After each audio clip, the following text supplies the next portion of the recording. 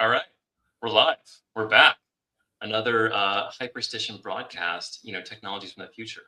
So today we're going to be talking about, how does the civilization we live in survive in the future without destroying the planet? And by that, I mean, how do we get hydrocarbons to power our civilizations indefinitely? So joining me are my friends from Syntholine, Dan Sutton and Jack Williams. Here, I'll invite you guys up. Here we go. Hey guys, how you doing? Happy to be here. Very well.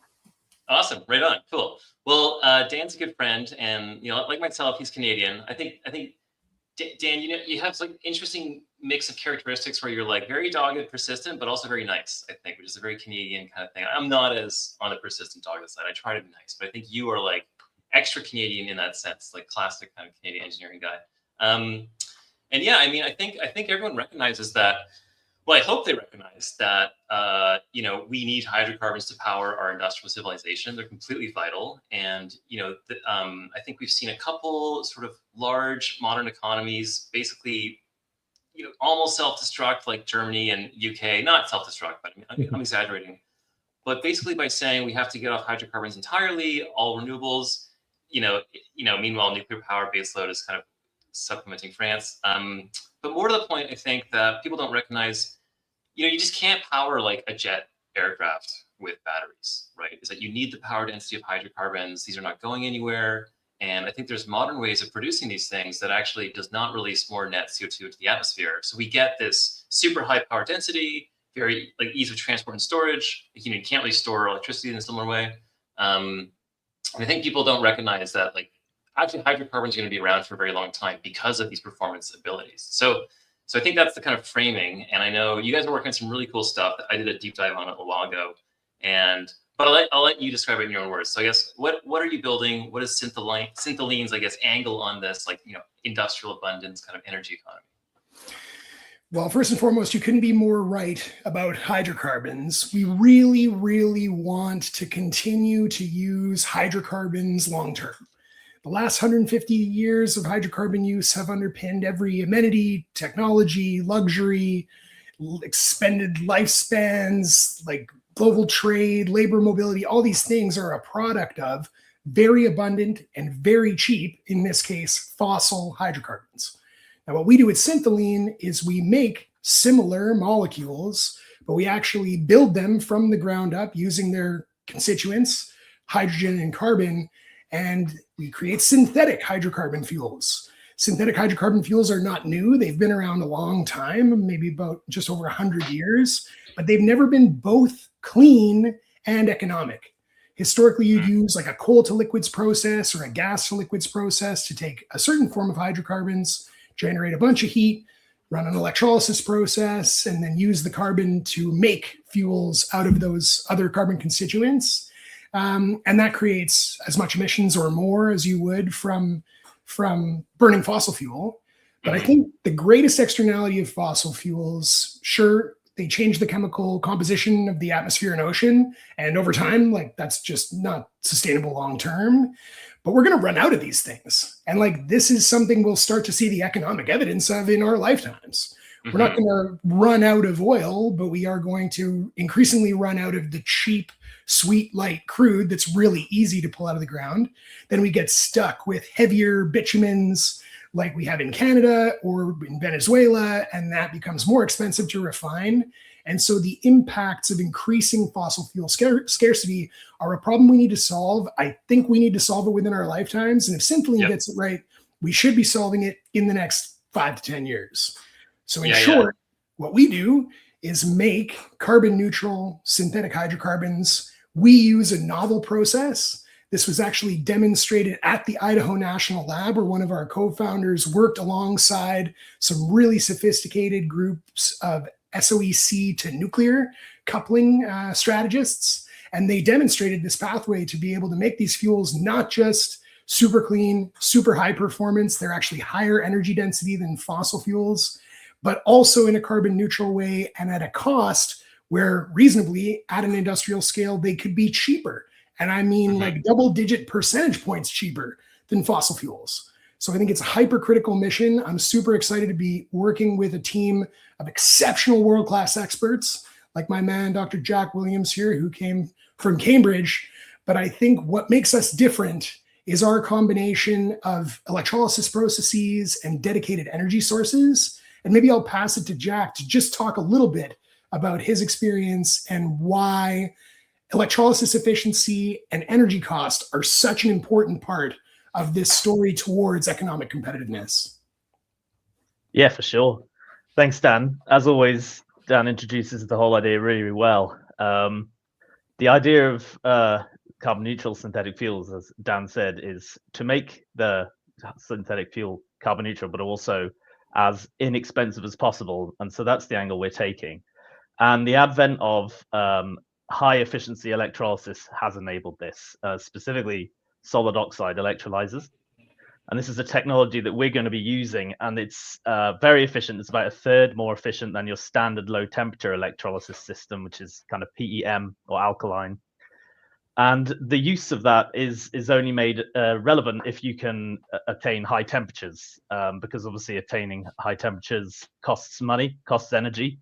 And so the efficiencies of the high temperature electrolyzer are kind of lost if you don't have access to cheap, abundant heat. And I guess that is our core idea where we're coming from, is that uniting abundant high temperature resources such as geothermal with these high temperature electrolyzers really makes use of that third less increase, 66% of a boost in third efficiency gains is essentially what it does. So I think like the more like in popular imagination, we often think like solar power is by far the cheapest electrical energy, and then we use electrical energy because I mean, hydrolysis is really passing current. It's like passing current through a battery, essentially running a battery in reverse, right? You're trying to dissociate these. You're trying to extract hydrogen from water, right? So you need to like pass a current, and it kind of liberates the hydrogen. You can collect that through some kind of membrane. It forms like molecular hydrogen. And so I think a lot of people think like it's solar deployments. Solar deployments getting so cheap, so big, so fast. We use those with alkaline electrolyzers. Those are like also the cheapest, well, not as efficient, but they're like workhorses. But I guess people maybe don't know. I think alkaline electrolyzers, they're not as efficient as they could be, right? It's all about it's like energy round trip efficiency. They're not actually the best. And then also that solar electricity is cheap, but on a per joule basis, it's not as cheap as what the heat. Heat is actually the cheapest kind of energy we have on the planet. Yeah, totally. And the other problem with solar is that it's not 24/7, right? It's dark half of the time, and so the engineering effort is actually is a lot harder. You know, you have to design your systems for changing energy supply throughout the day. You know, it could be a cloudy day.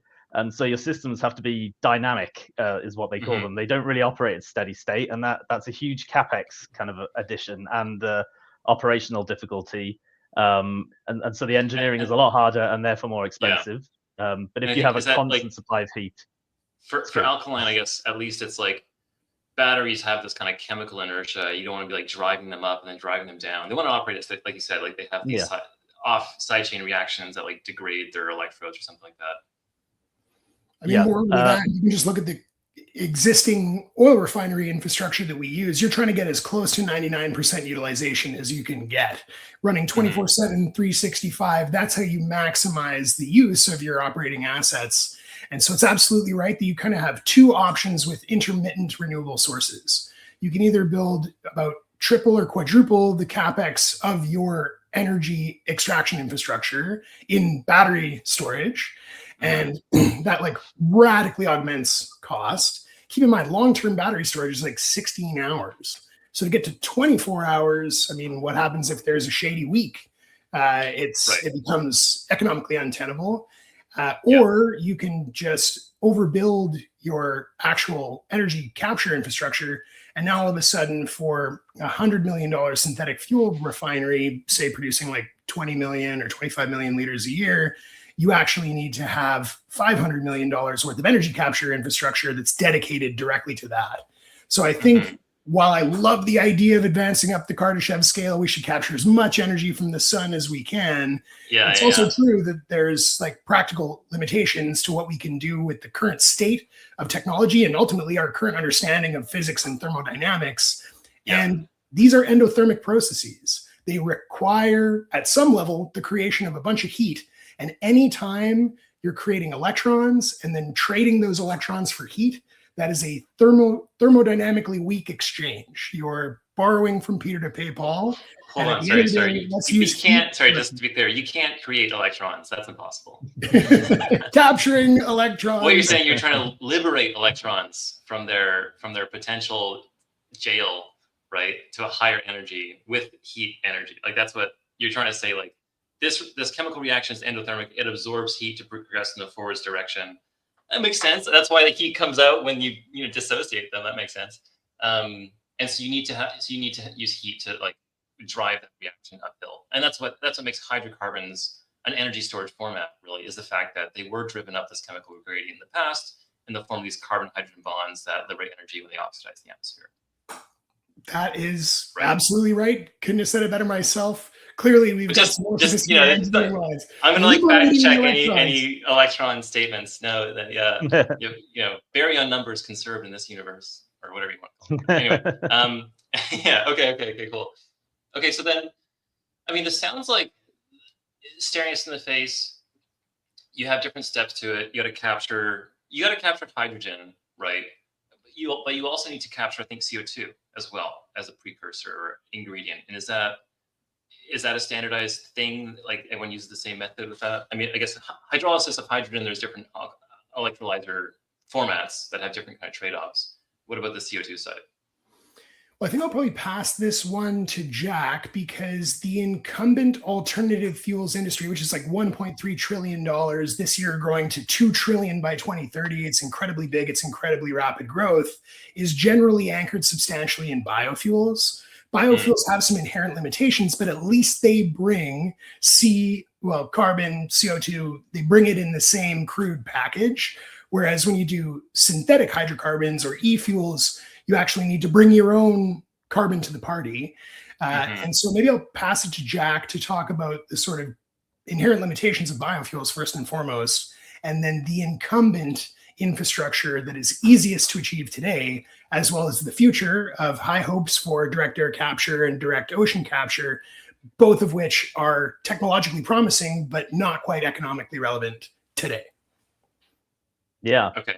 So, I mean, the first thing you mentioned is biofuels. I mean, so as we said, a lot of SAF, sustainable aviation fuel, is produced from some sort of biogenic source. Today, most of it, in fact. There are a lot of issues associated with it. I won't get into too many of them, but in terms of the engineering, so just for context, it's like composting stuff. Is this like harvesting any meat? biological source? Okay. So yeah, there are companies that you can use waste, like human waste. That's a thing. Crops, like and anything biological essentially contains a lot of carbon, and there are very many different chemical pathways to get that carbon out.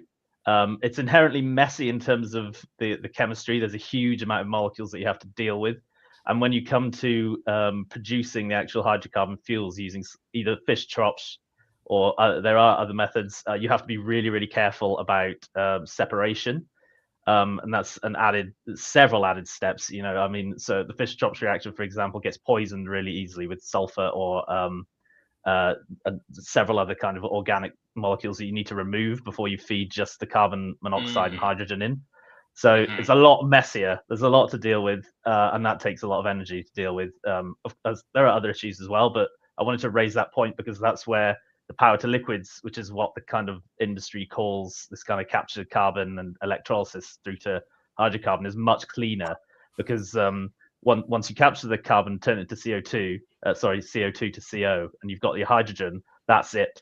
There are no messy organic molecules to separate. The process becomes much cleaner, much simpler, and therefore lifetimes of your reactors become longer. You have a far reduced chance of poisoning your reactors, and therefore your yields are bigger. So just in terms of the kind of chemical engineering aspects, the power to liquid cycle is a lot more friendly to the kind of industry standard reactors that we have available to us, compared to biogenic sources. And I mentioned the Fischer-Tropsch reaction there. That's the most common for making synthetic fuel. And just for like visual understanding for the audience and stuff like that, like this is really, I mean, to produce synthetic hydrocarbons, you're piping CO and H2 into some big like pressurized chamber or some kind of centrifuge or some kind of, I don't know, you can describe, but like it's just Yeah. heat and pressure, right? It's just heat and pressure, and then you get like there's CH heat and or pressure. CNH something. Yeah. So you need particular kind of catalysts. There so there are, and these catalysts tend to be solid. So we call these reactors heterogeneous reactors because you've got a gas coming in and the catalyst is solid and you're actually producing a liquid. And so again, I'll refer to Fischer-Tropsch. So that's just the most common reactor, the reactor system that's used. There are others. You can use iron, you can use cobalt, you can use ruthenium. Not really in industry though. Iron and cobalt are the most common. But basically, yes, you heat those that's up to about, right. yeah, that's the catalyst, and it's put on a support, and the support will typically be some kind of metal oxide, like titanium dioxide. And then you heat it up to 200 plus, pressurize it to about 30 plus bar, which is about 30 atmospheres, and then your reaction happens. Catalysts, what they're really doing, is this right? Like they're providing like a lower energy intermediary bound state to the desired end product, right? Like there's a way for things to fit together on the surface of this thing that's easier to get to. And once they form that, then they want to then release off. So like catalyst design is this whole feel into itself. And like the support is like maximizing the surface area, like the reaction area. I Totally. guess. Yeah. The support, I mean, so there's a lot of functions of the support, but it's to basically provide a matrix to embed the metal catalyst in. And most of them are porous, and when you have a porous solid, you get a really big surface area, and that leads to a higher reaction rate. Yeah, and the function of the catalyst is basically to reduce the activation energy in some way.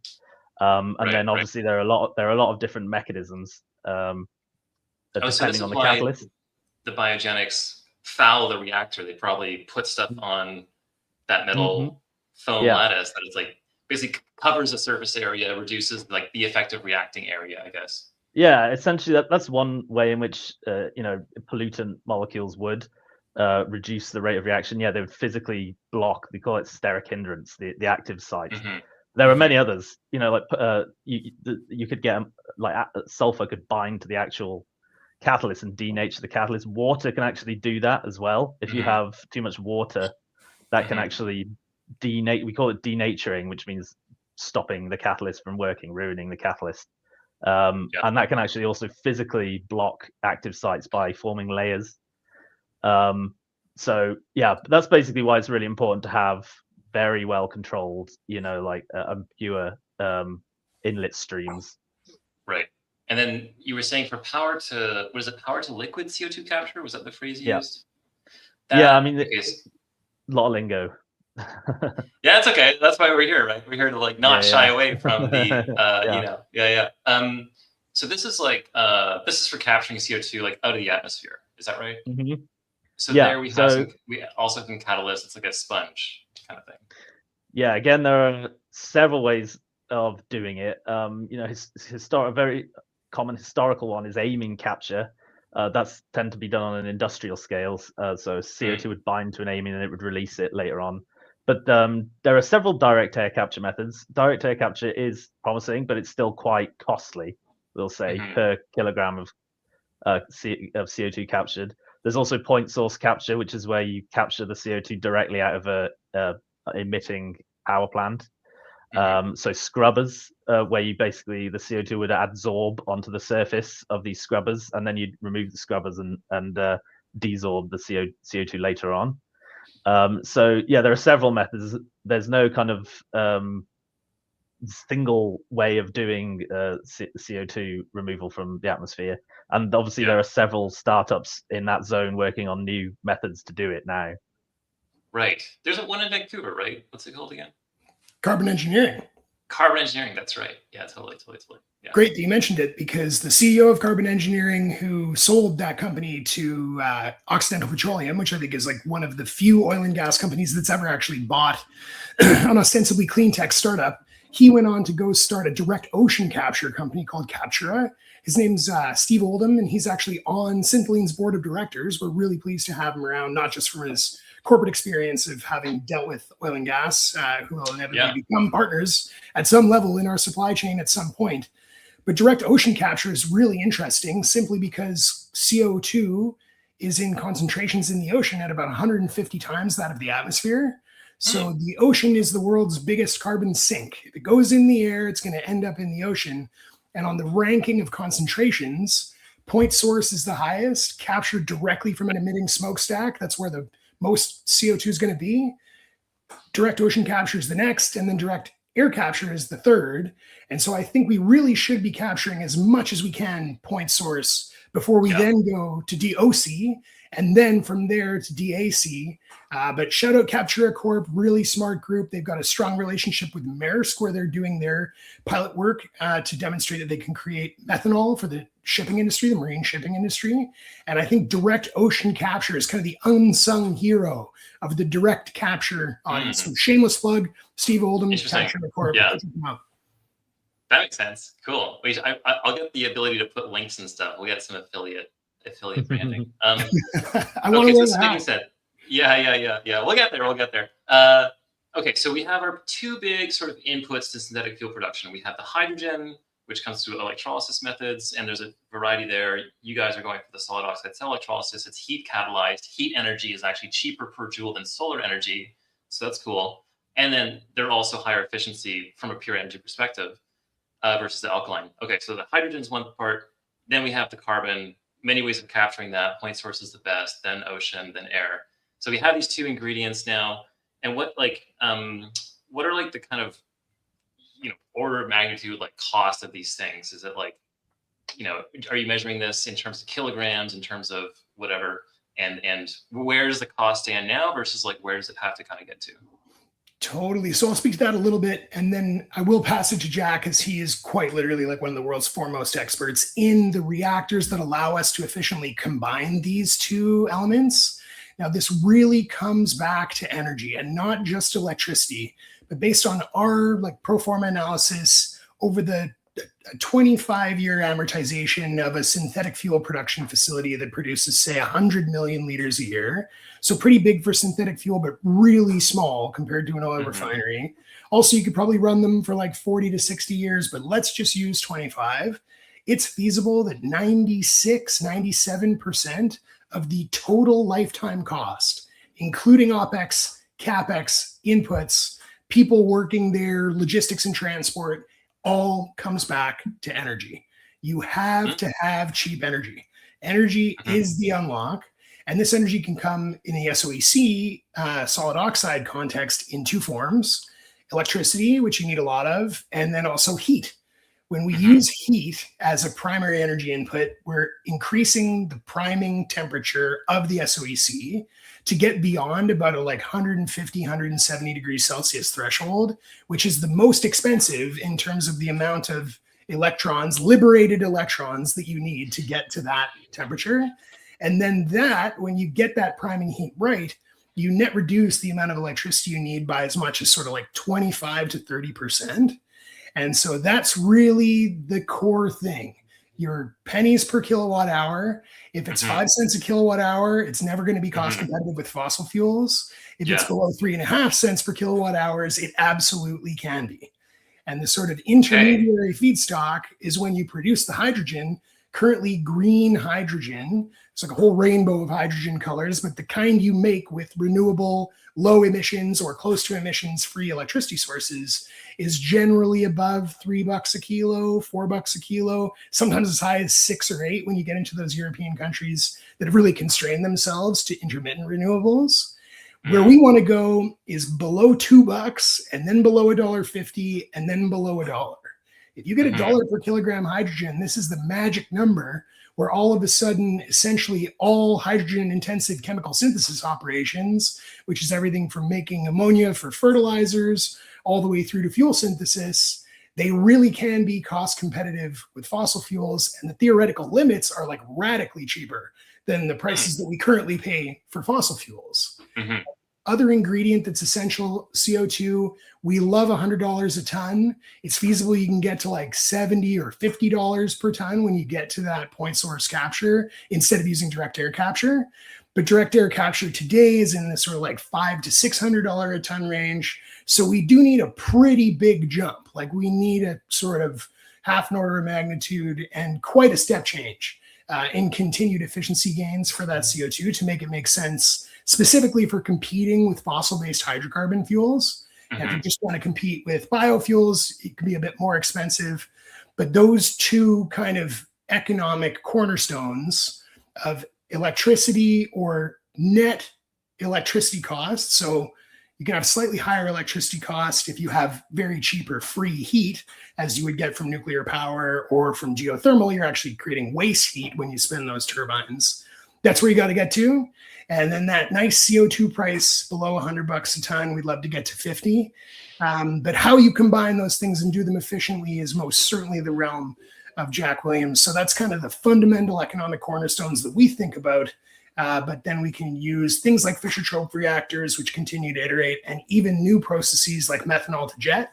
And I'll pass it to Jack to talk about how we efficiently combine the atomic constituents to make hydrocarbons efficiently. Okay, but like broad, rough, it's like hydrogen is like by far so much more expensive. That's the biggest lever you'd want to push on. And the target there is say $2, $1.50 per kilogram. Meanwhile, this carbon, way cheaper, already $50 what is it, ton? Carbon prices, like if you were just to buy industrial carbon, it's even way cheaper than that. But we're talking about carbon that has been either prevented from being emitted or been directly captured. So that's where those prices get a little bit higher, is direct air capture being like $500-600, and then you want it in a usable form, right? Like, and this is, I'll just pause. This is a slight tangent, but this is one of my gripes with like carbon credits, right? It's like for you guys, this is actually like a vital input to your production process. Like you want every kilogram of carbon you pay for, right? And so this is why I think the synthetic fuels business could be like the best carbon capture program of all time, because you guys actually like have to deliver that fuel, right? Versus like someone that says they captured carbon, someone buys the credit, they buy the social credit of the carbon being captured. Maybe they inspect the trees, maybe they weigh the trees, but like they don't actually know, right? So I have thoughts. It's like how much time do you have? But the idea of capturing carbon expensively and energetically and in an energy intensive way, and then mixing it with limestone and burying it, I'm like, the carbon in this room has value. The carbon in our atmosphere is an essential commodity input. It's a feedstock. We should treat it as such. And the real problem is if you're being incentivized by tax credits or like voluntary carbon credits to capture carbon and then sequester it, well, eventually someone has to pay for that. It's not a free lunch, and it usually comes back to taxpayers. And you only need to look as far as like the difference between the Biden and the Trump administration to see that this is not politically universally favorable to have taxpayer dollars going to pulling carbon out of the air and burying it. Well, I'm saying let's create a circular economy where we can actually attribute value, pay real cash to incentivize expansion of carbon capture infrastructure, whether it be point source, which is obviously low-hanging fruit, or then in future direct air capture. Let's make it worth the economy's while to actually pony up for this stuff, instead of saying Johnny taxpayers got to pay when they go to the pump at the gas station, or they've got to do it in a tax credit type of way. There are plenty of bad examples of how carbon capture economies that are based on government subsidy can't persist without political opposition forever. Canada's a great example. Yeah, interesting. So this like moves cost of hydrogen per kilogram like up my chart of like industrial levers, because if it gets cheap enough, suddenly pollution becomes like a valuable resource that is economically desirable to get, or the carbon at least. Okay, so that brings it to a head. Like, all right, how do we get this hydrogen? What's the best way to get hydrogen? What's this SOEC business all about? How does that work? I will defer to Jack. I also cut him off on the fuel synthesis reactor, so maybe it's like a dual segue here. Well, the hydrogen is the most important thing, so I'm happy to talk about that. I mean, so when we're talking about SOEC, essentially, we're talking about a thermodynamic balance. We have to provide a certain amount of energy to split the water, and that can come from anywhere. And as Dan said, if we raise the temperature, we're providing more heat, and we need to provide less electricity. And the thing that is really important, and it filters all the way down through to the cost of the actual hydrocarbon fuel, is the cost of that electricity.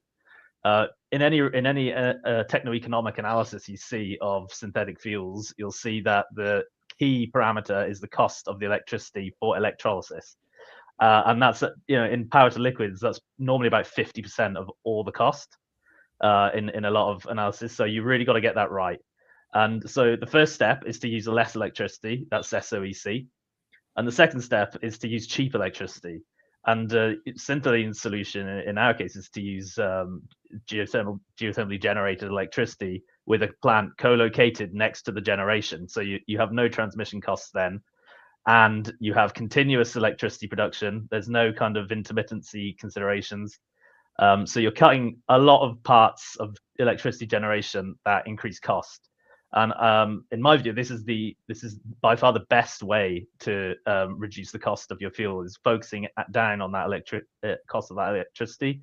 And you do that by minimizing transmission costs and minimizing generation costs. So yeah, and that's why the SOEC is good, because it works really well with heat, because geothermal heat, nuclear heat, whatever, can both generate electricity and provide that heat. So you're kind of killing two birds with one stone.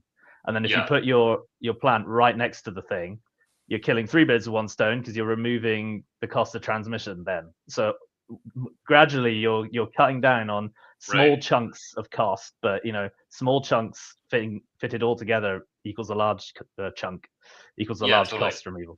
Yeah. And you can actually, you can pump around gas with like better efficiency than electricity, which is something that's for me. It's like, oh no, of course it's easy to, like power lines are the best way to transmit energy always, but actually it's like the Henry Hub or whatever it is, like there's all this methane whatever gas infrastructure that has almost lossless in some way. It's like compared to the embodied energy of the thing you're moving.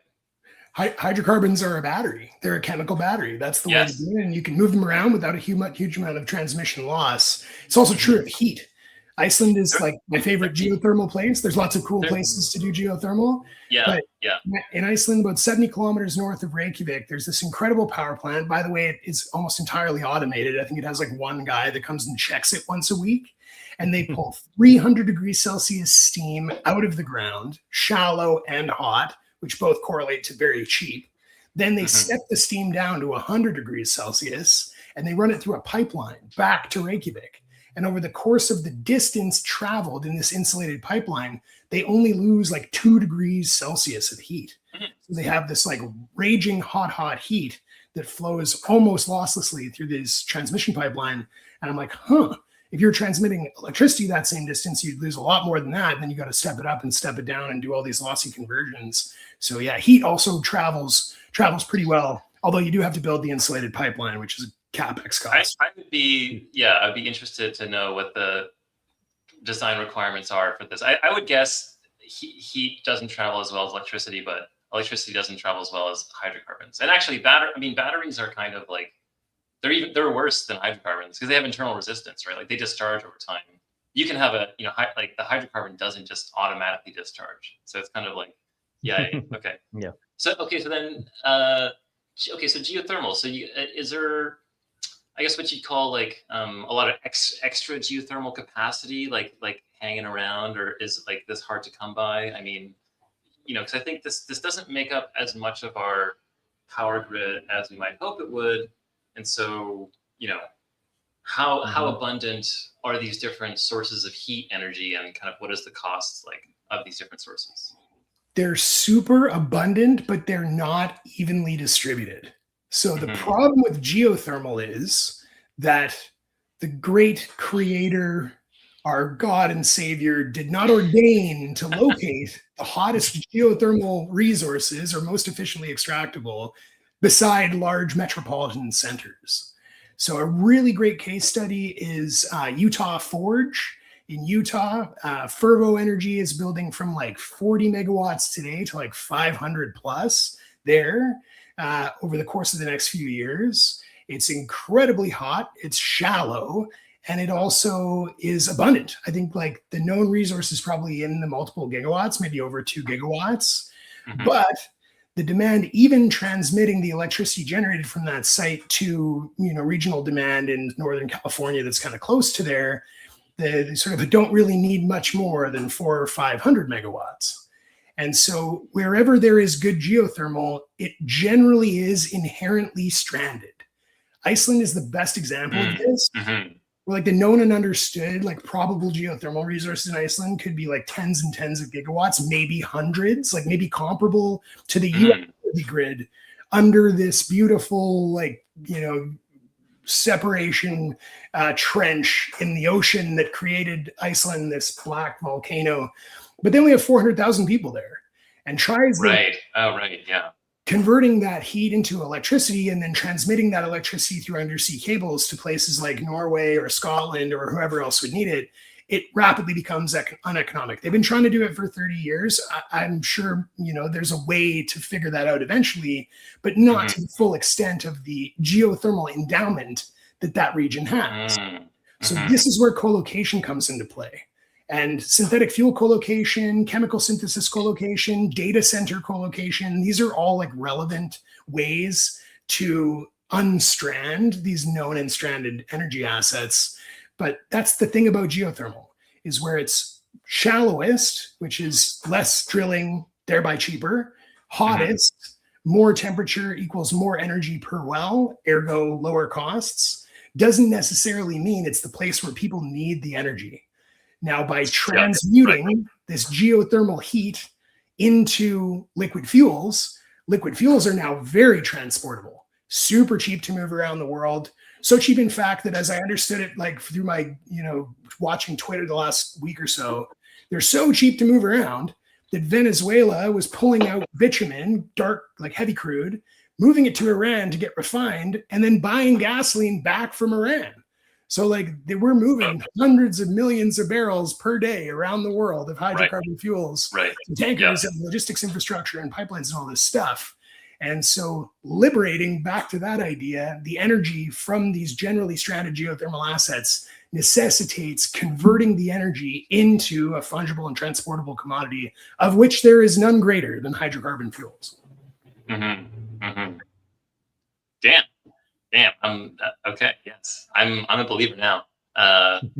Yeah. Badass. Yeah. That makes a lot of sense. I mean, there's just no way. Yeah. So geothermal, there's no way they can consume all of either the raw heat or the raw electricity locally. So they have like, you know, it's like steam baths in every home. Instead, let's go attach a bunch of like synthylene reactors to it. And then, yeah, I mean, like you said, like it's one of our great crowning achievements is this like gas energy distribution, you know, all these ports, all these tankers everywhere, right? So, okay, so that's, okay, so I kind of get like the sort of geospatially or regional economics of this, the raw inputs. And I think probably the last element we kind of almost touched on this earlier was the sort of reactor design, I guess. And like, what's the trade space like there? Like, what's the kind of, what are the big levers when you're thinking of like, okay, I have my carbon, I have my oxygen, I'm going to combine them together. Is there sort of just like, is it a simple design? Is there a lot of levers to pull? Like how do you, I guess, think about this from like an engineering perspective? Jack's your guy on that one, 100%. Jack's the guy. Not oxygen, hydrogen. So there's a lot of different types of reactors that you can use. However, there is one historically key reaction called the Fischer-Tropsch reaction, and that takes carbon monoxide and hydrogen, turns it into chains of carbon, which we know as alkanes. Some alkenes, those are essentially the main constituents of liquid hydrocarbon fuel. Liquid hydrocarbon fuel is a mixture, and what you make with that reaction is a distribution of chain lengths of various alkanes and alkenes and some other types of molecules, but mainly alkanes. But so that's one type of reaction, and as I said, there's a lot of different type of reactors. So there's fixed bed reactors, which tend to be multitubular, and you use water as the coolant because it's a highly exothermic reaction. So this thing gives out a lot of heat. Then you can get slurry reactors, and there are certain companies that do that. And there's kind of recirculation reactors. There are very many different types of designs, and also you can operate a Fischer-Tropsch reactor at low temperature, i.e. something like 220, or high temperature, which is high 200s.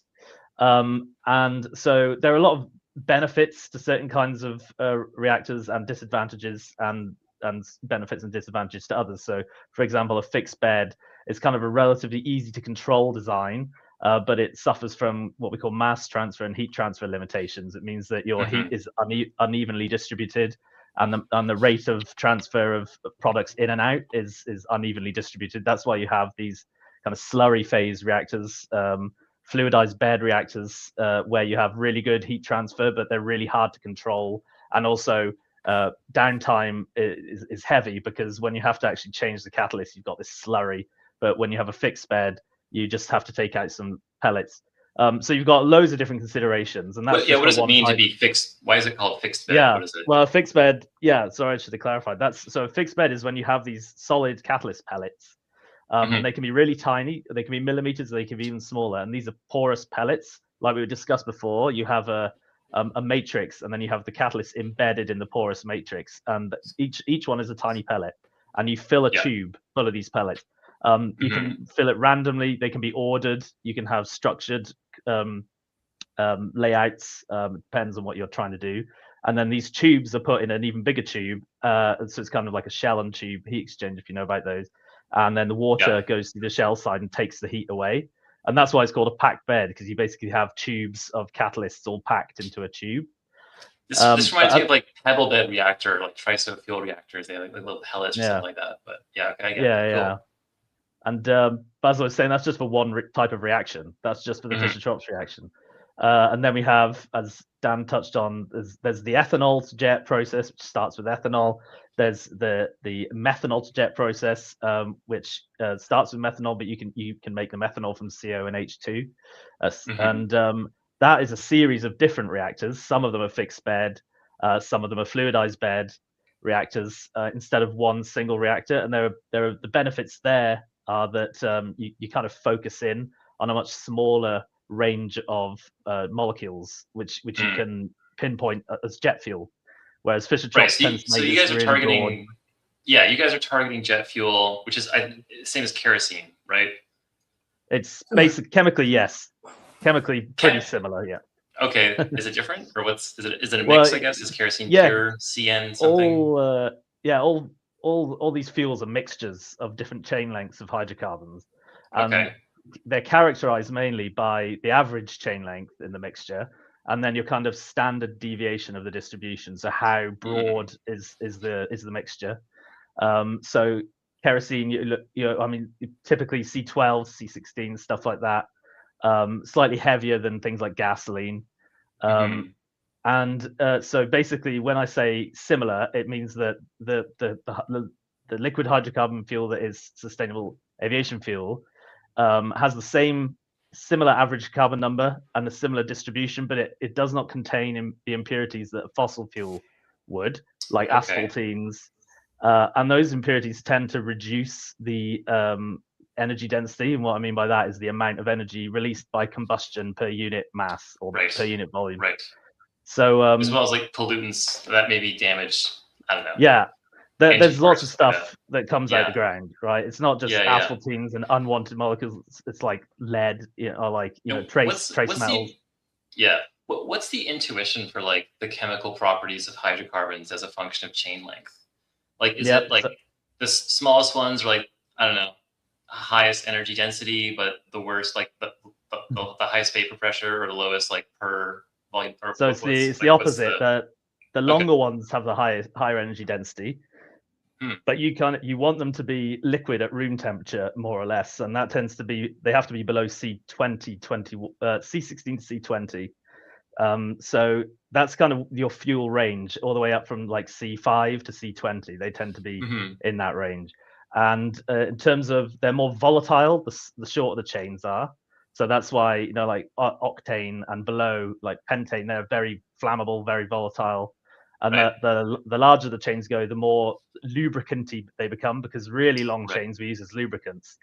And but their energy density is much higher. That's why we use kerosene for plane Is that fuel. energy density per kilogram or per mole?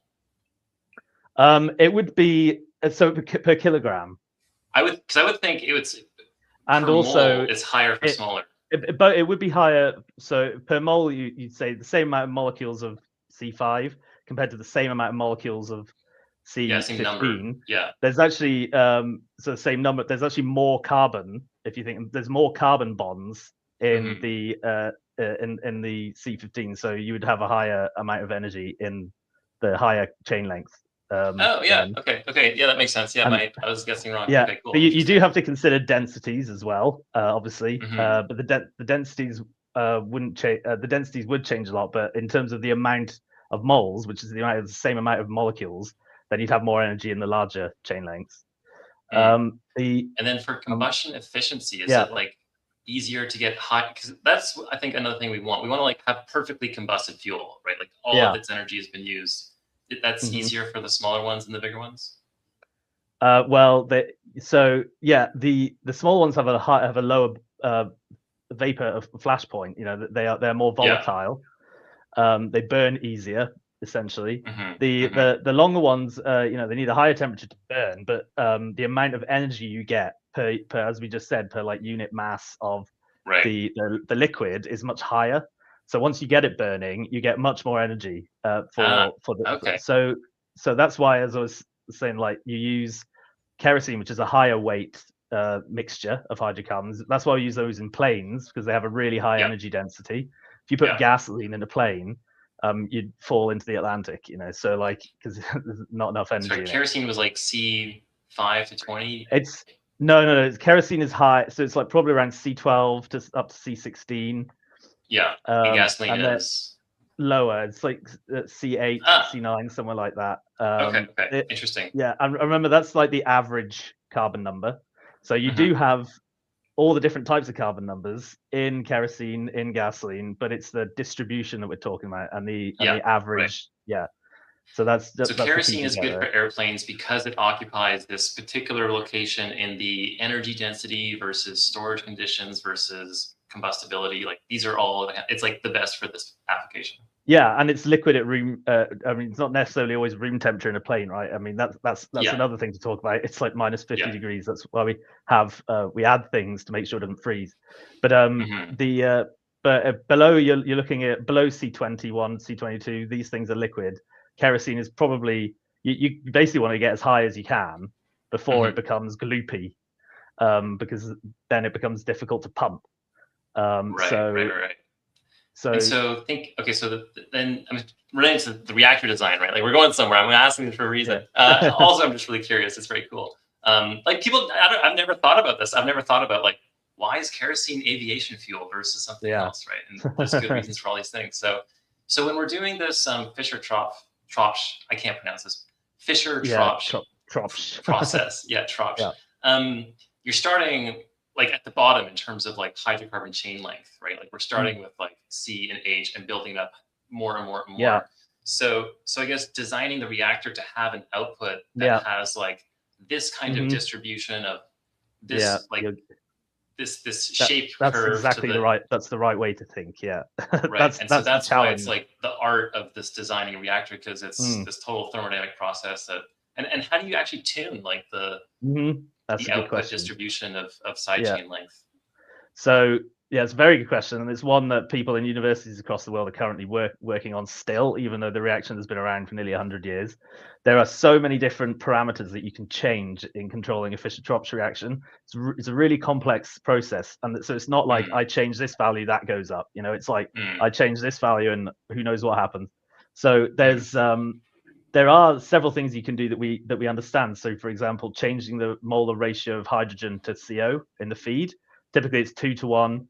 If you pull that down, then the carbon chain lengths get longer, because what the hydrogen acts to do in the reaction is to cut the chains, and then the chains desorb from the catalyst. So if you get rid of the hydrogen, or you reduce the hydrogen, the chains are going to keep getting bigger and bigger and bigger. And then if you increase the amount of hydrogen, so say you have like a 3 to 1 ratio, which no one really does, then you can have really small chains. That's one thing. Changing the temperature is another typical way of controlling the reaction. Changing the pressure doesn't really do much, because what we're doing is we are talking about gas phase reaction, but in some configurations, and most configurations, the reaction happens within a liquid. So actually changing the pressure of the reactor doesn't really affect, because liquids are incompressible almost. So it's mainly changing the feed ratio and changing the temperature that you can control. Well, liquids but you can change the pressure of the liquid. You could change the pressure of the liquid, but we're not pumping. You would control the pressure. Yeah. You control the pressure of the gases going in. That's what I'm talking about there. Yeah. Yeah. And obviously the catalyst. So I forgot to mention that. That's probably the main one, right? So iron makes quite small chains, really broad distribution. Cobalt makes slightly larger chains and a narrower distribution. Ruthenium, there are other active ones. Ruthenium's a rare metal, so no one uses that in industry, but that makes the best really long chains with quite a narrow distribution. Typical, people are using cobalt mostly now, but iron is used in some applications where you have bifunctional catalysts, but where you can actually feed CO2 in. You don't need to turn it into CO. Because I just one thing that we haven't discussed is how you turn the CO2 into CO, which is a really energy intensive process. And a lot of people kind of forget that needs to be done. And that is also a strongly endothermic process. You need really, the typical reaction is called the reverse water gas shift, which is like 600, 700, 800 degrees C. And, that's the high temperature to maintain. It's an endothermic reaction. It's really expensive. It's a difficult reaction to maintain. It's costly. And so CO, you call CO syngas, is that right? CO mixed with hydrogen is syngas. It's called syngas. Okay. So you want so the reverse water gas shift reaction takes CO2 into CO. I'm guessing water is involved as well. Water is involved, yeah. So you've got CO2 plus hydrogen goes to CO plus water. And you'll notice there that you're actually using hydrogen to make your CO. So that means you have to take some of the hydrogen that was going to go into your Fischer-Tropsch reaction and create your CO. So that's also another downside of the reverse water gas shift. You're using some of the hydrogen that could have been used to make your fuel. So there is such a thing as CO2 electrolysis and co-electrolysis, which is where you make hydrogen and CO at the same time from a CO2 and steam feedstock. So this is a really promising piece of technology because it would avoid the whole reverse water gas shift. And there are people working on that now. It's a few years off being used in industry, but we are very aware of it. It's very promising. So default mode right now, we get hydrogen from electrolysis, we get CO2 from some kind of capture, either point source or water or atmosphere. Then we have to take the CO2 through this reverse water gas shift reaction to liberate an oxygen to get CO plus hydrogen, which then goes into our Fischer-Tropsch. That's how it works currently. Fischer-Tropsch design parameters change, like the shape of distribution for its how long the hydrocarbons are coming out. But there is this future thing where we take just CO2 and water, and from that get directly hydrogen and CO. You get syngas from that directly. You get syngas straight out of it, and that's obviously a good thing because it removes those extra steps that are not very, that add inefficiency, right? So not like tangent, but I also hear Sabatier process in the context of synthetic hydrocarbons. But is that just for only producing methane? I think that's only producing methane. That's just for methane production. Yeah. That's only methane. Okay. Yeah.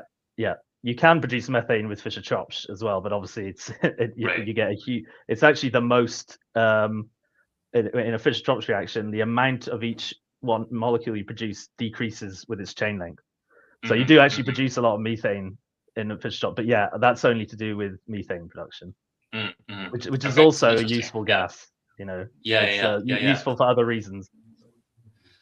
Okay. So kind of zooming out. I made a little mini recap just there, but it sounds like the synthetic aviation fuel is like the biggest, probably near-term synthetic hydrocarbon target market. Probably because I guess there's things like Europe mandating we use synthetic aviation fuel, and so that's like the biggest market. If you look at the biggest like economic lever on producing this profitably, it's the cost of hydrogen. So can we work out backwards, like at what cost per kilogram of hydrogen does the mandated synthetic aviation fuel purchasing like agreements or requirements, like for maybe general economic viability, you said like $2, $1.50, maybe $1 is for this synthetic aviation fuel. Could it afford to be like $4 hydrogen? Not really, unless you have persistent mandates subsidies or some form of green premium. Right. I think there is maybe a bit of green premium that airlines or even militaries or cargo jets would be happy to pay in order to say, like, look, we're moving towards more decarbonization. It's emissions intensive to fly, and like not even that many people do it. I think maybe less than 15 or 20% of the world's population has ever flown on an airplane. So you've got this kind of like hyper concentrated emission source that isn't really, delivering a consummate amount of economic value. But people like it, and the demand for aviation fuel, or the demand for aviation generally, is sort of set to triple by about 2050. Yeah. Imagine the status symbol of being like middle income India or China. You're like, I really want to get on a plane. That's like the coolest thing I could do. Yeah. Yeah. So all I know is the rough estimates are basically at $1 per kilogram hydrogen. Absolutely synthetic fuel can now and will in future, even more so with efficiency gains from the sort of discrete processes in the supply chain, be cost competitive with fossil fuels. At $1.50, maybe it's like a little bit of a green premium. At $2, it's starting to get a little more expensive. But green hydrogen today is like $3, $4, $5, $6. So we're not really there yet. That's really what Syntholene wants to deliver with our thermal hybrid hydrogen production process, based on the SOEC work that was done at Idaho National Lab in 2022 and back to 2015. Right. So it's pretty clear that like we need this step change advance in the economic efficiencies to be able to get to that. But as I said before, we're also like just coming up the efficiency curves of SOEC. We're just coming up the efficiency curves of more advanced fuel synthesis reactors like methanol to jet. And so within our lifetimes, I am certain that synthetic, high-performance, molecularly pure hydrocarbon fuels will not just be cheaper than fossil fuels today, they'll be radically cheaper than fossil fuels today, and they'll be radically cheaper than fossil fuels in the 30-year future, which sees a sort of consistent uptrend in the price of fossil fuels just based on the inherent scarcity of light sweet crude. So intersecting, economic curves. We're getting cheaper, they're getting more expensive. When is the tipping point? Is the tipping point in 5 years or 10 years feasibly? It's not in 50 years. Like, it's going to happen with us with front row seats. So synthetic hydrocarbons definitely worth keeping an eye on. And it unlocks a future where we can consider using 100 times more hydrocarbon fuels, 1,000 times more for thousands of years to come. Like, I can't imagine a society that wouldn't benefit from that. The idea of like just stop oil, like if we did just stop oil right now, this instant, we would disintegrate into like stealing from grocery stores and killing each other in a matter of hours. So we really don't want to just stop oil. We might want to stop fossil fuels on a reasonable time horizon, but in order to do that, we need a functional substitute. And unfortunately, wind turbines and solar panels are not the same energy properties, the same energy density, the same cost efficiencies as we get from liquid hydrocarbon fuels today. Yeah, well said. That was a banger. Yeah, for sure. I love it. And I think this is also a big takeaway. It's like people think oil, gas, automatically fossil fuels, and it's net carbon releasing into the atmosphere. Like you said, I think at the beginning, the atmosphere is acting like a giant battery, right? And so you're just taking energy in and out of that. And it's actually not just a giant battery. It's also the world's best storage and transportation infrastructure, right? Because it's ubiquitous. I mean, if you're extracting from the air or the ocean, like so long as you have access, I mean, everywhere has access to the air, so you can extract CO2 anywhere. But it sounds like so on the SOEC sort of electrolysis angle, like the efficiencies going up there, I think the biggest performance metric to see improvement on that would probably also be like lifetime durability. I think that's probably another metric, but that's because it's just recently translated from research, so it hasn't had the same kind of like economies of scale brought to bear, and it's not undergone as many like life cycle optimizations, that kind of stuff. And I guess in the near term future, we will literally get all of our fuels from the ocean or the atmosphere, which is awesome. So, well, thank you guys so much for joining me. I really appreciate it. I think this was a pretty awesome deep dive. I think it's a pretty comprehensive coverage. And what's sort of next for you? I mean, more like sort of near term with the company, maybe broader term with like other kind of markets? Like in the future, does this also sell into gasoline? Do we get our gasoline from the atmosphere as well?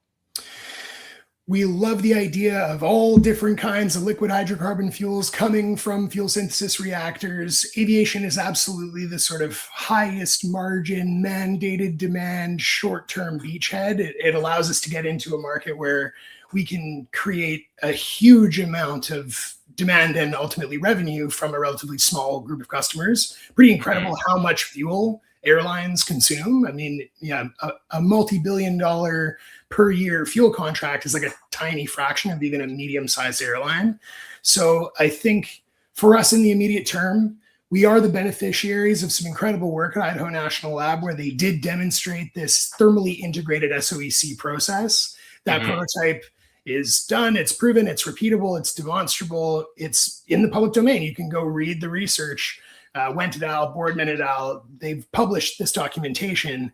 And so I think Syntholine's immediate goal is to take that prototype and extrapolate it to a demonstration facility where we integrate with a real world geothermal asset. We're actively in the deployment process for this right now. You'll see a lot more updates from us over the course of the next few months. And our goal is to ultimately have that demonstration facility operating with effects tests happening before the end of the year. It will be groundbreaking. It really is the first potential green hydrogen infrastructure that can attack that like $1.50 per kilo hydrogen cost. And so we think it's like perhaps the Rosetta Stone, the holy grail of green hydrogen production. But long game, aviation fuel may be like 300 billion a year, growing to about 700 billion over the course of the next 5 to 10 years. Marine shipping is another $400 billion a year that it runs on bunker fuel. Like it runs on, it looks like crude oil and diesel fuel, you know, interesting stuff around methanol there, but I think we should be using e-diesel to run our ships. And then when we think about the gasoline industry, you know, I love electric cars. I think they're a better machine. Like they're fundamentally less operating parts, more torque. They've got a lot of advantages. But most of the world still runs on gasoline-powered transport systems, and that's about a $2.2 trillion a year industry. And so I don't see any scientific, engineering, or logical reason why we shouldn't be running all of these systems on synthetic fuels, and why the technology exists today to do this stuff. So let's go get it done, and let's see a real, meaningful, economically self-interested substitution incentive towards synthetic fuels before the end of the 2030s. That gives me enough time. I can see it. I can see it. I think also on that point in the vehicles, I know there's lots of things like logging trucks and mining trucks. These have like megawatt engines in them. Like they're internal combustion, but if you look at the raw power output, so it's very hard to electrify every type of vehicle transport. Certainly airplanes among them, but all like you said, ships as well, long distance ships. Yeah, that's awesome.